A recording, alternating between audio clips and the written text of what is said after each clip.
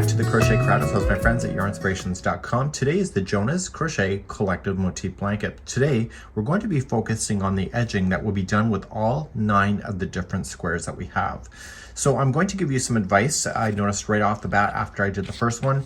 And the edging here is on page number 2, and the instructions are right here. So we only have 2 rounds to do. You can choose a different color. So I would choose the color that you want to do all the connections with. So in the picture color that you see, it was done in this gray color. So that's up to you on what you would like to do.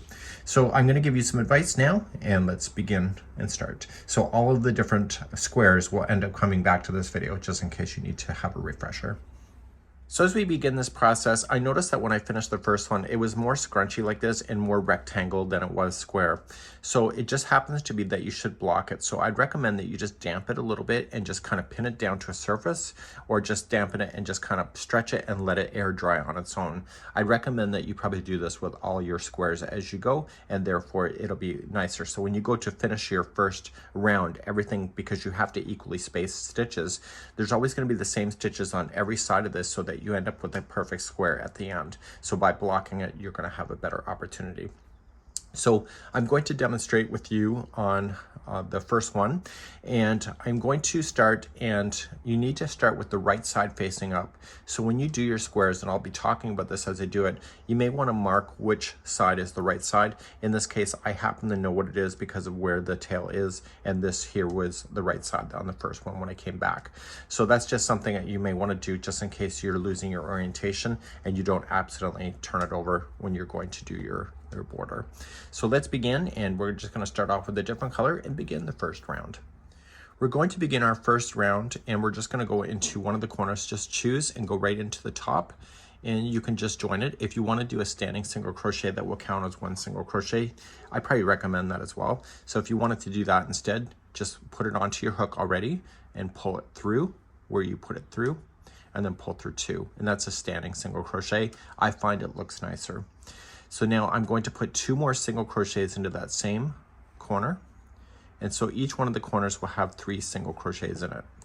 So now what we have to do is that we have to equally space out 28 stitches before you get to the corner piece. So there has to be 28 between here and the one right before.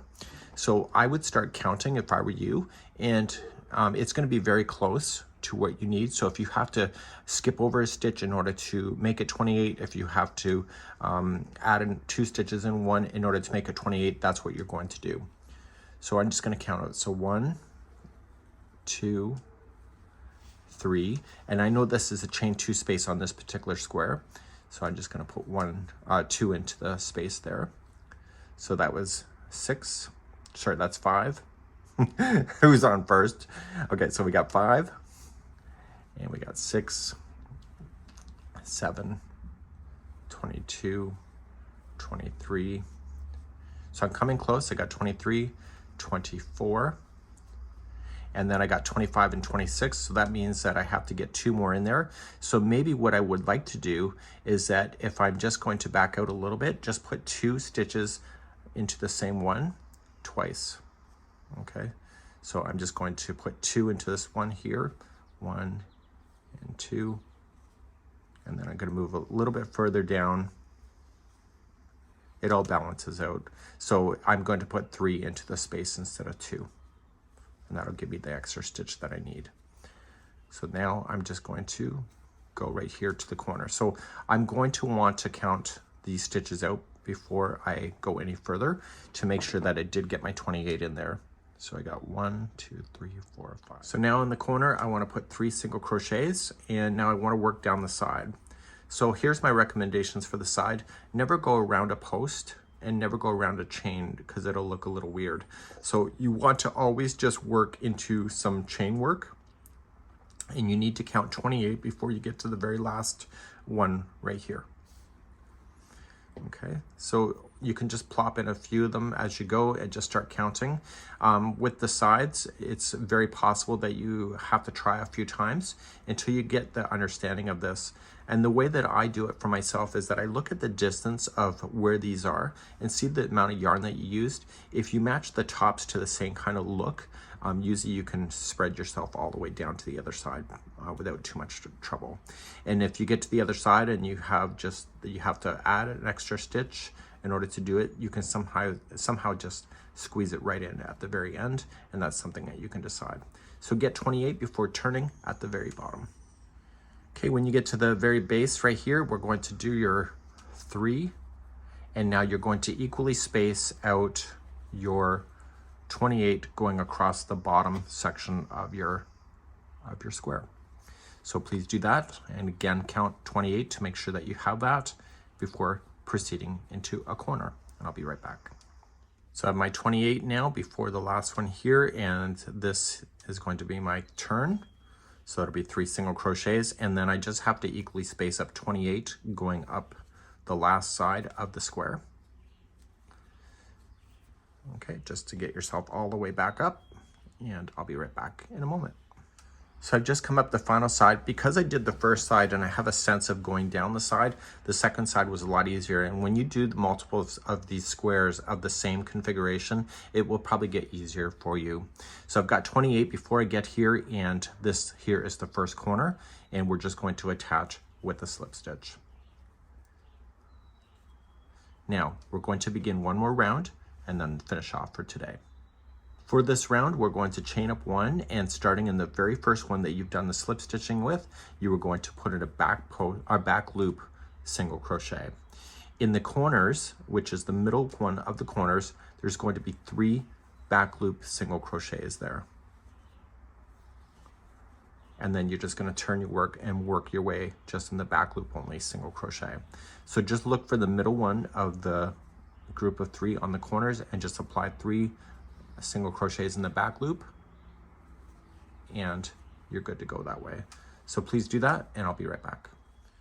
So I'm coming all the way back around, and I'm now done the square. So we're going to go right to the end, and we're just going to slip stitch. I'm going to give you a little tip. Sometimes when you finish stuff, it looks like crap. So I'm going to tell you something that you may not know. So if you just don't slip stitch it to the very beginning one right here, and you just pull this out, if you put this through a tapestry needle, you can do what is called as an invisible join. And usually when you slip stitch and you finish something, you end up with a lump on the side, and especially in a square like this, it's really noticeable. So if you travel this yarn where you should have done the slip stitch, coming from the back side and coming forward like here, pull that yarn through, and do you see where this is coming out of in the top here? You want to go back through there and favor the back side of the work. And what you're doing is you're creating what appears to be a stitch, and you're just going to pull tight. Okay, so therefore you don't end up with a lump that's caused by slip stitching. So then on the back side here, you can just drag the yarn through, and don't let that needle come to the front side of the work.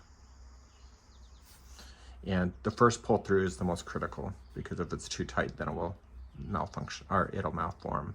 So keep it nice like that, and then coming back through. So you just don't want to go between the strands. You want to actually split the strands as well, because it's harder to get out. So make sure you're confident when you go to do this. So any loose ends that you have to do, I would take care of it now. I went over the top of this one, so that should be out as well. That should be good, unless you want to put it through a tapestry needle. You probably don't need to, and anything that you did when you were working your way across. So now we've just now converted this into what appears to be more of a square, because the stitches on the outside are causing that to happen. You see that it's sitting nice and flat, and this would be how you would do the edging for all of them, no matter the configuration that you have inside your square. We hope you enjoy, and that's it for today.